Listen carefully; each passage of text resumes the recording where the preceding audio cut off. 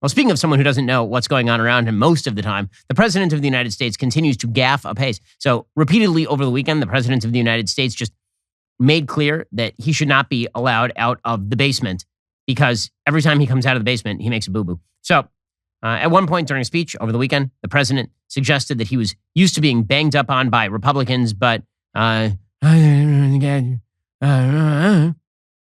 I'm being banged up by the Republicans, but come, bring it on.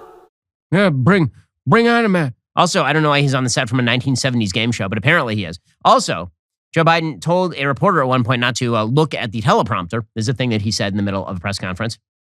America and its allies are not going, let me emphasize, are not going to be intimidated, are not going to be intimidated by Putin and his reckless words and threats. He's not going to scare us, and he doesn't, or intimidate us.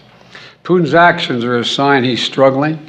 The sham referenda he carried out, and this routine he put on. Don't worry, it's not on there if you're looking, okay? Who's he talking to and why? And why is he talking to the teleprompter again? Yeah, when this was Donald Trump, this just demonstrated who's unfit. When it's Joe Biden, he's everybody's charming grandpa who talks to ghosts. He did that again, so that was fun. He finished his little presser, and Jill came to guide him away the way that Edith Wilson used to wheel away Woodrow. And Joe Biden just starts like shaking hands with the air again. Maybe it's just, again, my going theory is maybe it's we who cannot see. Maybe in fact he does have a best friend who's a ghost. It's possible. I mean, why not? First of all, that'd make a great pitch for a movie. It would do better than Bros did over the weekend. The president who has an imaginary friend who died like 20 years ago. Yeah, I think that would work. Here's the president of the United States and his imaginary dead friend. Here he is. He's talking to no one. And then he's like, where should I go? And Kamala Harris is like... Talking about that a little later today, okay? Kamala Harris is like, let's go this way. And Jill's like looking down at the floor just to make sure that he doesn't trip over a cord. Literally, that's what they're doing. They're all looking down at the floor to make sure that Joe does not trip over the cord to the teleprompter. Yeah, all of this is very, very encouraging. It's also very encouraging that the person backing up Joe Biden is Kamala Harris. Joe Biden suggested that she would not be the last woman to be either vice president or president. If he is trying to predict here that Kamala Harris will be president, I can dissuade him of that notion. Kamala Harris will never be president of the United States. She is awful at this job. There's no way, unless God forbid something happens to him and she just accedes to the job. There's no way. There's no way she becomes elected president of the United States. You're the first, but Kamala often says you won't be the last.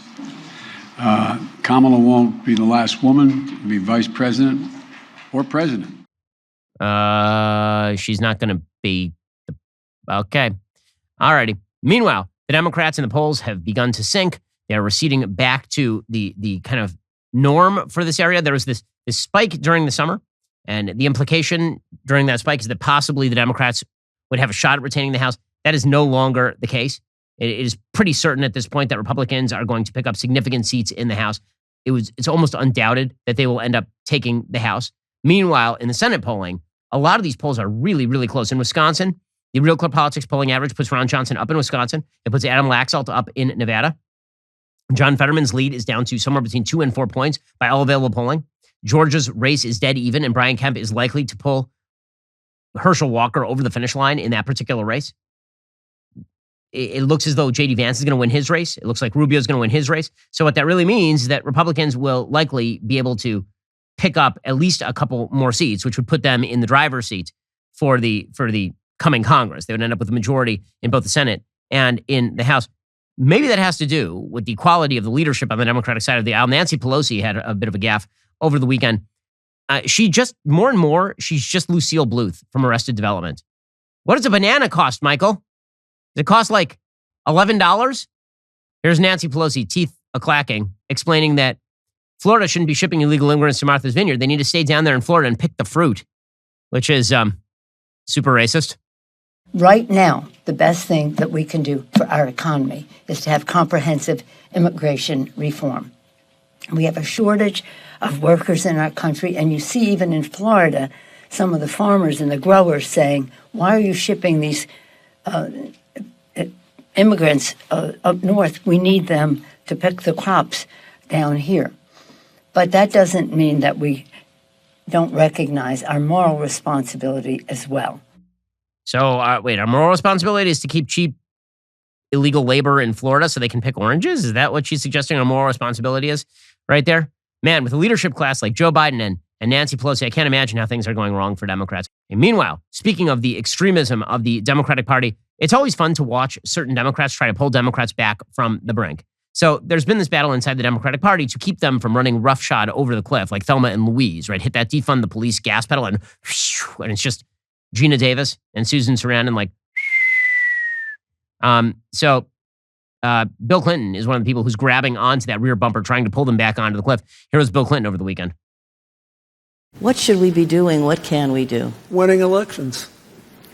You can't go around complaining that people are violating democratic norms when the voters are rewarding them for it, either by staying home or being distracted by last-minute scare tactics.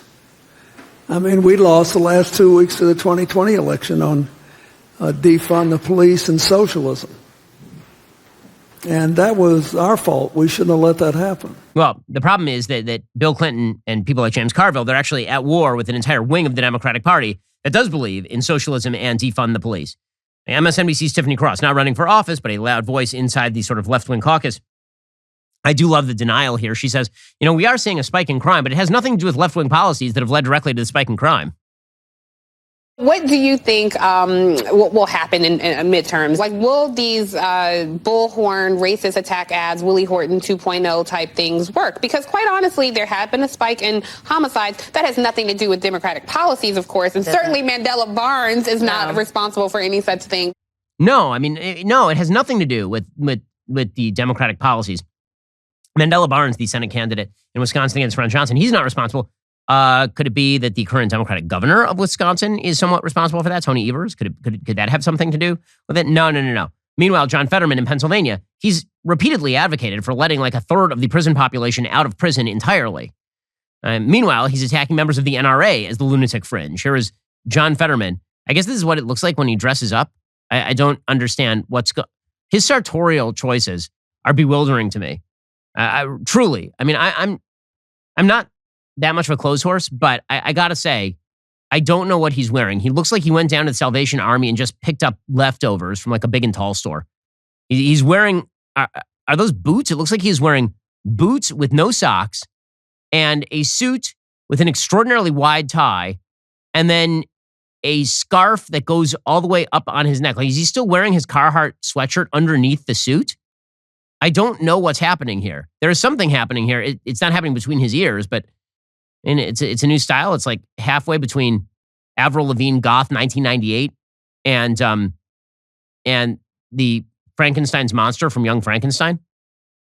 I'm not afraid of anything, and certainly not the NRA. And let me be clear: the NRA does not represent the overwhelming majority of what gun owners really believe and want.